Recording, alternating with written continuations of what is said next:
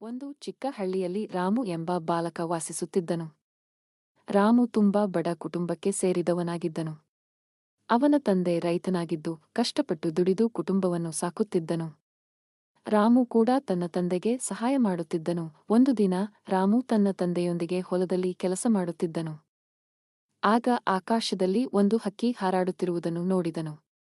ಆ ಹಕ್ಕಿ ತುಂಬಾ ಸುಂದರವಾಗಿತ್ತು ಮತ್ತು ಅದರ ರೆಕ್ಕೆಗಳು ಬಣ್ಣ ಬಣ್ಣವಾಗಿದ್ದವು. ರಾಮು ಆ ಹಕ್ಕಿಯನ್ನು ನೋಡಿ ತುಂಬಾ ಆಶ್ಚರ್ಯಚಕಿತನಾದನು. ಅಪ್ಪ, ಆ ಹಕ್ಕಿ ಎಷ್ಟು ಸುಂದರವಾಗಿದೆ ಎಂದು ರಾಮು ಹೇಳಿದನು. ಹೌದು ಮಗನೇ, ಆ ಹಕ್ಕಿ ತುಂಬಾ ಸುಂದರವಾಗಿದೆ. ಆದರೆ ಅದು ನಮ್ಮಂತೆ ಕಷ್ಟಪಟ್ಟು ಕೆಲಸ ಮಾಡುವುದಿಲ್ಲ.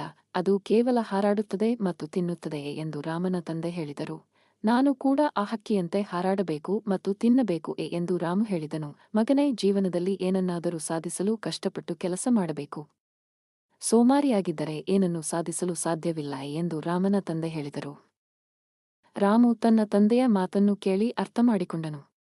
ಅವನು ಇನ್ನು ಮುಂದೆ ಕಷ್ಟಪಟ್ಟು ಕೆಲಸ ಮಾಡಲು ನಿರ್ಧರಿಸಿದನು. ರಾಮು ಪ್ರತಿದಿನ ತನ್ನ ತಂದೆಯೊಂದಿಗೆ ಹೊಲದಲ್ಲಿ ಕೆಲಸ ಮಾಡುತ್ತಿದ್ದನು. ಅವನು ಶಾಲೆಯಲ್ಲಿ ಚೆನ್ನಾಗಿ ಓದುತ್ತಿದ್ದನು.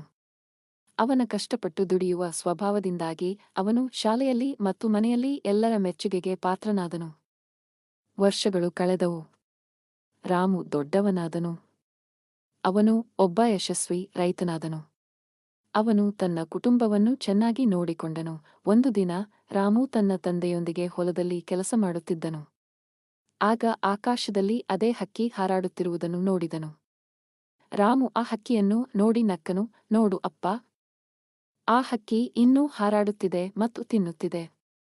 ಆದರೆ ನಾನು ಕಷ್ಟಪಟ್ಟು ಕೆಲಸ ಮಾಡಿ ಯಶಸ್ವಿಯಾಗಿದ್ದೇನೆ ಎಂದು ರಾಮು ಹೇಳಿದನು. ಹೌದು ಮಗನೇ, ನೀನು ಕಷ್ಟಪಟ್ಟು ಕೆಲಸ ಮಾಡಿ ಯಶಸ್ವಿಯಾಗಿದ್ದೀಯಾ. ಶ್ರಮವಿಲ್ಲದೆ ಯಶಸ್ಸು ಸಿಗುವುದಿಲ್ಲ ಎಂದು ರಾಮನ ತಂದೆ ಹೇಳಿದರು. ರಾಮು ತನ್ನ ತಂದೆಯ ಮಾತನ್ನು ಕೇಳಿ ತುಂಬಾ ಸಂತೋಷಪಟ್ಟನು. ಅವನು ಶ್ರಮದ ಮಹತ್ವವನ್ನು ಅರ್ಥಮಾಡಿಕೊಂಡನು.